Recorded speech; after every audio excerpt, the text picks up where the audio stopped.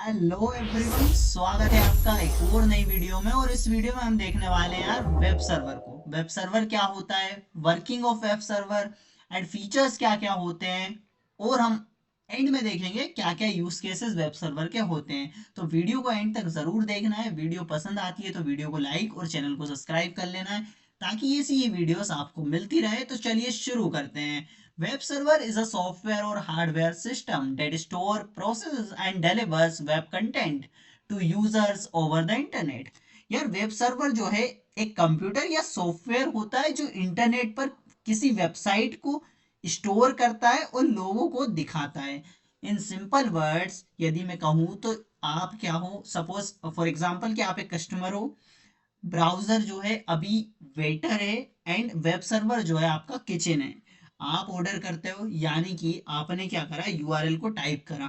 Okay, waiter क्या है हमारा, ब्राउजर। ब्राउजर क्या है हमारा, वेटर है। ओके, अब ऑर्डर क्या करा आपने, किचन में ऑर्डर करा, क्या बोला वेब सर्वर को कि आप ये यूआरएल मैंने जो टाइप की है इस तक आप मुझे लेके जाओ। ओके, तो जो किचन है यानी कि जो वेब सर्वर है वो खाना बनाकर वेटर को दे देता है, यानी कि वेबसाइट को दे देता है। वेटर आपको सर्व करता है, यानी कि स्क्रीन पर जो वेबसाइट आपको दिख जाती है वो क्या हो गया हमारा, वेटर हो गया, ब्राउजर हो गया। ओके, यदि इन शॉर्ट में मैं यदि कहूं तो जो वेब सर्वर है वो एक सिस्टम होता है जो ब्राउजर से आई रिक्वेस्ट को रिसीव करके वेबसाइट का डेटा जो है वो इंटरनेट के थ्रू यूजर तक पहुंचाता है। ओके, ये होता है हमारा वेब सर्वर। अब इसकी हम वर्किंग समझ लेते हैं अच्छे से, इन डेप्थ कैसे वर्क कर रहा होता है वेब सर्वर। ओके, अब यहाँ पर क्या है, ये जो वेब क्लाइंट है वो मेरा क्या है, ये मेरा ब्राउजर है। ओके, ये क्या है, मेरा ब्राउजर है। यहाँ पर ब्राउजर का मतलब होता है क्रोम, फायरफॉक्स या एज या कोई सा भी और ब्राउजर। ओके, जब यहाँ पर यूजर जो है कोई भी यूआरएल टाइप करेगा, कोई भी यूआरएल को यहाँ पर टाइप करता है तो जो ब्राउजर है वो यहाँ से एचटीटीपी रिक्वेस्ट को भेजेगा। ओके, ये एचटीटीपी रिक्वेस्ट जो है, ये रिक्वेस्ट किसके पास जाएगी, वेब सर्वर के पास जाएगी। वेब सर्वर सबसे पहले क्या चेक करता है कि जो डेटा है, जो रिक्वेस्ट मेरे पास आई है वो क्या है, स्टैटिक डेटा के लिए है या फिर डायनामिक डेटा के लिए है। ओके, पहली चीज ये चेक होती है।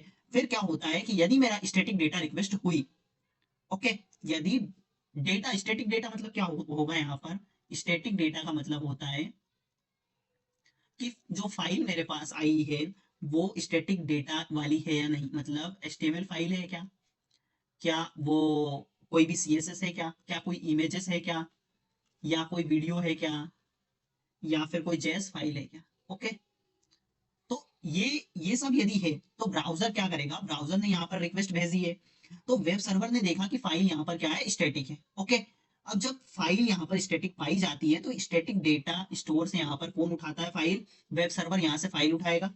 देन यहाँ जो है एप्लीकेशन, हमारे पास एप्लीकेशन सर्वर की यहाँ पर कोई नीड नहीं होगी जब डेटा हमारा स्टैटिक होगा। ओके, यहाँ से हमें क्या मिलेगा, फास्ट रिस्पॉन्स मिलेगा, स्टैटिक डेटा रिस्पॉन्स यहाँ से हमें फास्ट मिलेगा। ओके, अब क्या होता है, यदि डेटा, ये तो हमने बात कर ली स्टैटिक डेटा की कि जब ही रिस्पॉन्स हमें मिलेगा, यदि डेटा हमारा डायनामिक हुआ तो क्या होगा। अब डायनामिक डेटा मतलब, यहाँ पे मैं बताता हूँ कि डायनामिक डेटा का क्या मतलब है। डायनामिक डेटा का क्या मतलब है, जैसे login page, suppose you want to enter the login details, या फिर डैशबोर्ड। ओके, या फिर कोई भी रिजल्ट पेज। ओके, तो ये क्या है, मेरा डायनामिक डेटा है, या फिर कोई भी डेटाबेस से आने वाला, डेटाबेस से आने वाला कोई भी डेटा। ओके, तो ये सब क्या है, मेरा डायनेमिक डेटा है। तो क्या होगा, तो जो फ्लो होगा मेरा वो किस तरीके से होगा, पहले ब्राउजर के पास, फिर मेरा जो रिक्वेस्ट जाएगी मेरी वो वेब सर्वर के पास जाएगी, एचटीटीपी रिक्वेस्ट। ओके, फिर वेब सर्वर समझेगा कि जो डेटा है वो डायनामिक रिक्वेस्ट आई है मेरे पास। ओके, वेब सर्वर रिक्वेस्ट को किसको भेजेगा, सर्वलेट रिक्वेस्ट भेजेगा। ठीक है, सर्वर, यहां पर क्या होगा कि सर्वलेट, जो सर्वलेट रिक्वेस्ट है वो बना के एप्लीकेशन सर्वर को वो भेज देगा। यहां पर हमारी रिक्वेस्ट आ जाएगी यदि डेटा डायनामिक है तो। ओके, देन क्या होगा, एप्लीकेशन सर्वर का यहाँ पर क्या रोल होता है, एप्लीकेशन सर्वर के अंदर होता है हमारा वेब कंटेनर, जिसे हम क्या कहते हैं, सर्वलेट या फिर जेएसपी हैंडल ये करता है, या फिर कोई अदर सर्विसेज। अदर सर्विसेज मतलब यहाँ पर क्या होता है, डेटाबेस। डेटाबेस मतलब एप्लीकेशन डेटा स्टोर, ओके, जो कि यहाँ पर है। अब यहाँ पर क्या होगा कि बिजनेस लॉजिक एग्जीक्यूट होता है, डेटाबेस से डेटा फेच यहाँ पर हो रहा होता है, और रिजल्ट प्रिपेयर यहाँ पर होता है, ओके। फिर क्या होता है कि जो सर्वलेट है हमारा, जो सर्वलेट रिस्पॉन्स है, इसमें क्या होगा, ये इसके थ्रू जो है वेब सर्वर को भेजेगा, ठीक है। जो भी रिस्पॉन्स होगा यहाँ से वो किसके पास आएगा, सर्वलेट रिस्पॉन्स के थ्रू वेब सर्वर को मिलेगा। फाइनली क्या होगा, जो HTTP रिस्पॉन्स है वो हमारे वेब क्लाइंट को मिलेगा। HTTP रिस्पॉन्स में वो कन्वर्ट होके किसको मिलेगा, ब्राउजर को वो भेज देता है, ओके। ब्राउजर जो है जो भी पेज यहाँ पर होता है वो डिस्प्ले कर देता है, ओके। यहाँ पर जो भी पेज है वो ब्राउजर यहाँ पर डिस्प्ले कर देगा।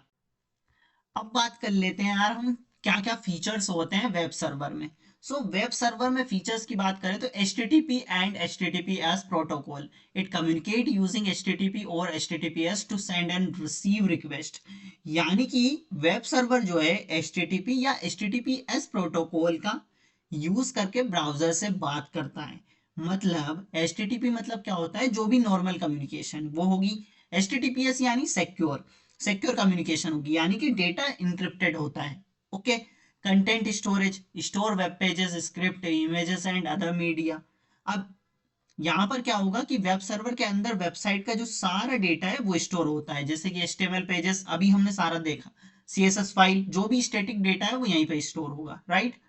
रिस्पॉन्स हैंडलिंग, अब रिस्पॉन्स हैंडलिंग मतलब processes incoming request and return the appropriate response.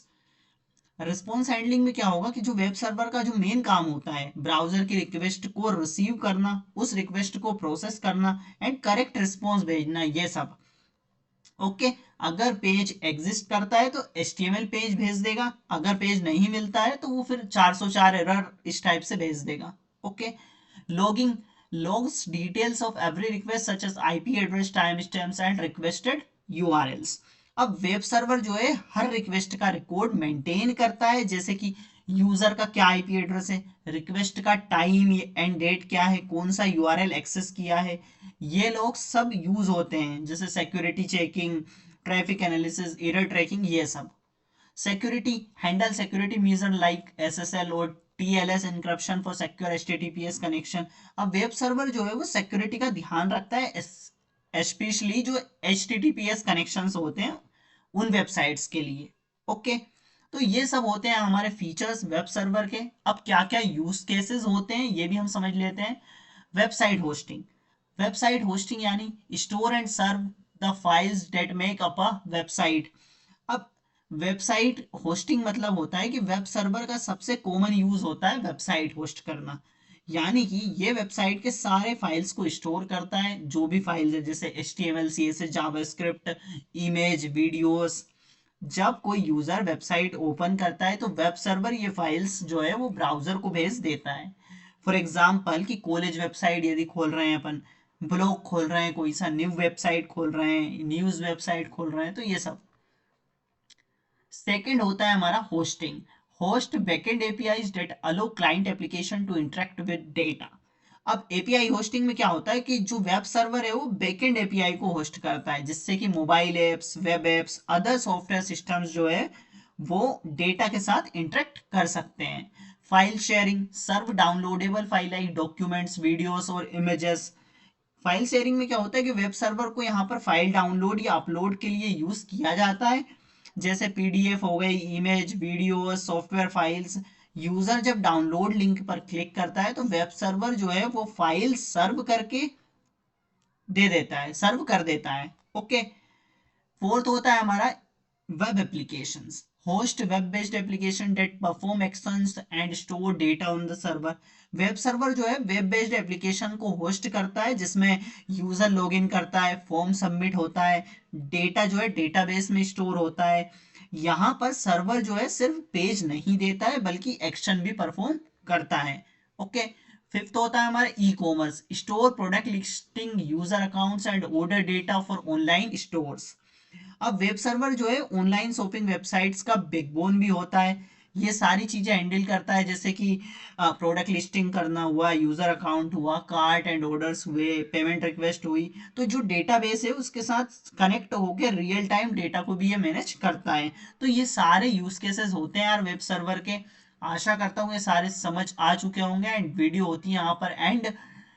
यदि वीडियो पसंद आ चुकी है तो वीडियो को लाइक कर देना एंड चैनल को सब्सक्राइब कर लेना। मिलते हैं नेक्स्ट वीडियो में, तब तक के लिए कीप लर्निंग कीप ग्रोइंग।